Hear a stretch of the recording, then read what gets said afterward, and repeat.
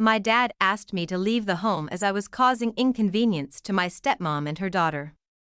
Well, I left only for 4 months. I still remember the day my father asked me to leave. The memory is etched into my mind with such sharpness that no amount of time will ever dull it. It was a late spring afternoon, and I had just gotten home from work.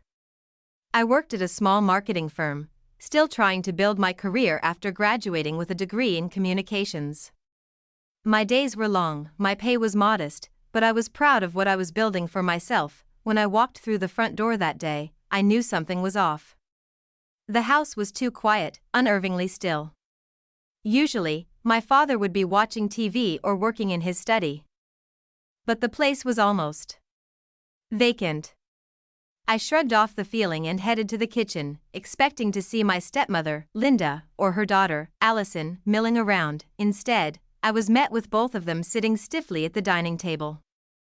My father stood behind them, his hands clasped tightly together as though he were bracing for impact. I paused in the doorway. The atmosphere was suffocating, thick with tension. "Hey," I greeted cautiously, forcing a polite smile. "What's going on?" Linda glanced at my father, her eyes brimming with fake sympathy, as if she were the one being wronged.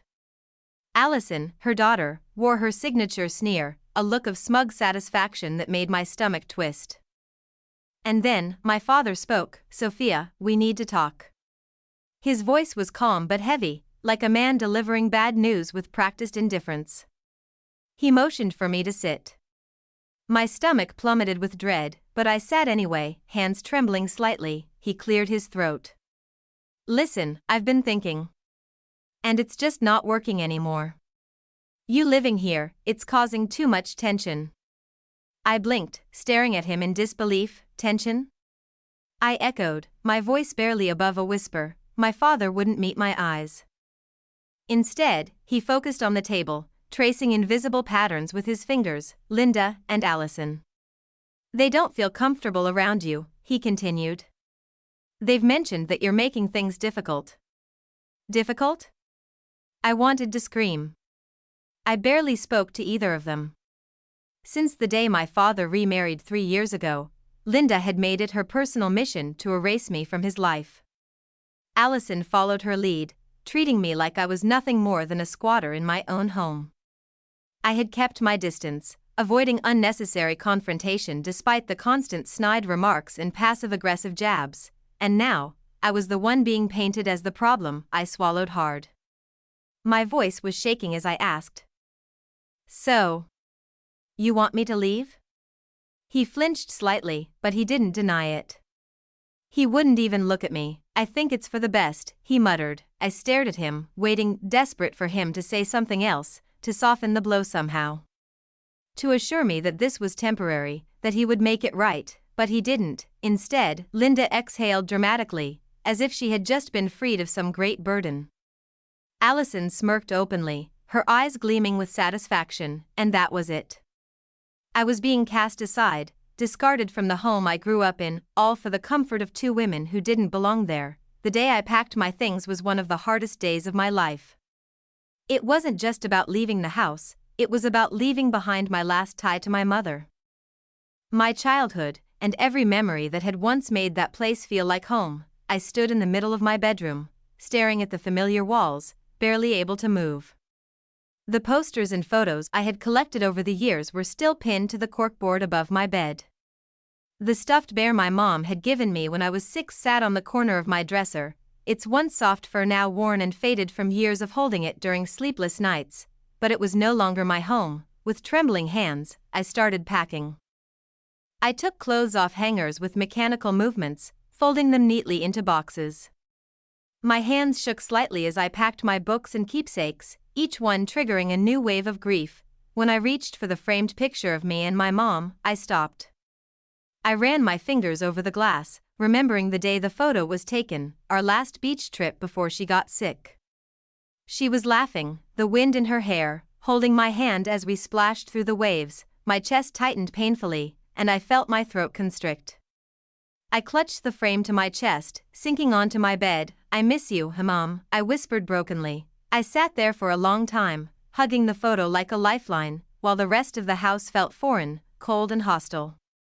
By the time I carried the last box out to my car, my father was nowhere to be seen. Linda and Alison, however, were in the living room, watching with smug satisfaction. Alison lounged on the couch, lazily scrolling through her phone, barely sparing me a glance. She wore the same smirk she always did when she got her way, the one that made my blood boil. Linda sat beside her with a self-satisfied look, her eyes practically glittering with victory. She didn't say anything, she didn't have to. Her triumphant silence spoke louder than any words. I lingered for a moment by the front door, hoping, praying, that my father would come to his senses. That he would stop me, apologize. Say anything to make it right, but he didn't. I stared at the empty hallway for a long moment, my heart aching with betrayal.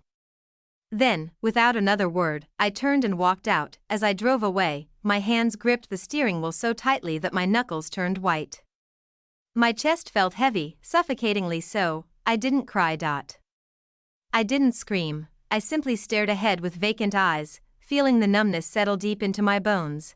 And as I drove farther from the house, I made a promise to myself, I would never let them make me feel powerless again.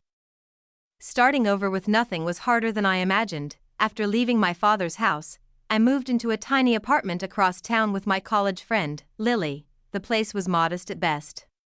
The living room doubled as my bedroom, where I slept on a worn-out futon that creaked every time I shifted. The floors were cracked, the sink faucet leaked, and the water heater barely worked, but it was mine, and most importantly, it was free of them. I threw myself into work with a vengeance. I stayed late at the office, volunteering for extra projects just to keep my mind busy. I took on freelance gigs after hours, turning my small desk in the corner of Lily's apartment into a makeshift workstation. I survived on microwave dinners and coffee, often working until the early hours of the morning. At first, it was just about survival, but then it became about something more. Every late-night project earned me more income, pushing me closer to my goal, financial independence. And with every dollar I saved, I grew stronger, but the nights were still hard. When the apartment was silent and Lily was asleep, the loneliness would creep in. I would lie on the futon, staring at the ceiling, and the grief would come rushing back. The betrayal. The abandonment. I would think about my father, wondering how he could so easily cast me aside. The man who had once carried me on his shoulders and kissed my forehead before bedtime had become a stranger, choosing his new family over me. And I hated him for it, but hate has its uses. I let it fuel me. The morning the notice was delivered was like any other day, for them. I imagined Linda was probably sipping her morning coffee at the kitchen island, lazily scrolling through her tablet. She'd be barking orders at Alison, instructing her to do something minor, only for Alison to ignore her with a bored shrug. My father would likely be holed up in his study, buried in his paperwork, deliberately oblivious to the brewing tension in his household. They had no idea that their tranquil morning would soon turn into a nightmare. I was sitting at my desk at work when my phone rang. The screen flashed with an unknown number, but I recognized the area code immediately. My chest tightened with anticipation. I answered casually, pretending to be unaware. Hello? There was a long pause before I heard her voice. You vindictive little bitch. Linda's shrill voice pierced through the speaker. I smirked. There it was. I could practically feel her rage crackling through the phone. How dare you file a legal claim on the house? She spat. After everything we did for you? I leaned back in my chair, keeping my voice calm and steady. Everything you did for me? I asked, arching a brow, my voice dripping with mock confusion. You mean kicking me out of my own home? She spluttered in disbelief, momentarily lost for words. It's not your home. She finally shrieked. You left. You gave it up. It's ours now. I chuckled softly, but there was no humor in my voice. No, Linda, I corrected smoothly. It was never yours. It belonged to my mother and father. And when my mother passed, she left me half of it. You threw me out of my own house, and now. I paused for effect, my voice lowering to a dangerous whisper, I'm taking it back. The phone erupted with her shrieking fury, but I simply pulled the phone away from my ear and let her rant. In the background, I could hear Alison's high-pitched wails. "She's such a greedy bitch, Mom. She just wants to ruin us." The words didn't hurt me, in fact, they only made me smile wider, because it was my turn to ruin them. By the end of the day, Linda had called me 6 more times, leaving a string of furious voicemails. Her voice grew more desperate with each message, her threats quickly transforming into pleading. "Sophia, you're making a mistake," she crooned in one of them, suddenly adopting a sickeningly sweet tone. As if she could manipulate me into dropping the case. "We're family," she said, her voice dripping with false warmth. "You don't want to hurt your father, do you?" I deleted the message without listening to the rest. Over the next few weeks, the legal proceedings were swift. Thanks to my mother's meticulous record-keeping, my lawyer had solid evidence that half of the house belonged to me. Mr. Carter, my lawyer, handled the case brilliantly, efficient, cold, and merciless. Linda and Alison fought back, of course. They tried to delay the proceedings, filing counterclaims, hoping I'd grow tired of the battle. But I didn't waver. I attended every court meeting, dressed sharply in pressed suits and polished heels, exuding confidence even when I was seething on the inside. And when the judge ruled in my favor, I didn't smile. I simply stared at my father, who sat on the opposite side of the courtroom. His face was pale, his eyes sunken with stress. He refused to meet my gaze. For a fleeting moment, I felt pity for him. But then I remembered the look in his eyes the day he kicked me out, the indifference, the coldness. And the pity evaporated. The day the house went on the market was a beautiful one. The sun was shining brightly, mocking their misery with its golden warmth. I parked my car across the street, leaning back against the driver's seat, watching as they loaded their belongings into a moving van. Linda was livid, her face was twisted in fury, her hair disheveled and damp with sweat as she hurled boxes into the back of the van. She barked orders at Alison, whose face was red and blotchy from crying. "Faster, Alison. You're being useless." She snapped. Alison stomped her feet like a petulant child, her voice cracking with tears. "I can't believe this is happening," she wailed. "She ruined everything." I watched impassively, my arms crossed over my chest, and then, my father stepped outside. He stood on the porch, watching the movers carry out the last pieces of furniture. His shoulders were stooped and heavy, his face drawn and pale. For the first time, he looked defeated. He spotted me across the street, our eyes met. For a moment, neither of us moved. There was no anger in his expression, just regret. Deep, sorrowful regret. His eyes were filled with silent pleading, as if he were begging for forgiveness without saying a word. I stared at him, my expression cold and unmoving. I waited, wondering if he would come over and say something, an apology, perhaps. A shred of remorse. But he didn't. He simply stood there, staring at me with empty eyes. I turned away first. I got into my car and started the engine. I didn't look back. As I drove away, I felt no sadness, no remorse. Only satisfaction. A week later, the house was officially sold. The new owners were a young couple with a toddler eager to make new memories in their freshly purchased home. The very home where my father had erased me from his life.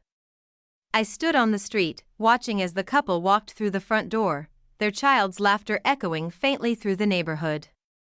And I smiled. Because the house was no longer his. It was no longer a symbol of my abandonment. It was just a house again. And they were just a bitter memory. In the weeks that followed, my father tried to contact me. He sent apologetic texts, vague and half-hearted. "I didn't mean for it to come to this. You took it too far, Sophia. You're still my daughter." I didn't respond. Because I didn't owe him forgiveness. Not after he chose them over me. I stood at my new apartment's balcony a few nights later, feeling the cool breeze against my face. No longer burdened by anger or grief, I breathed deeply, closing my eyes as the weight lifted from my chest. I was free. free from their cruelty, free from their betrayal.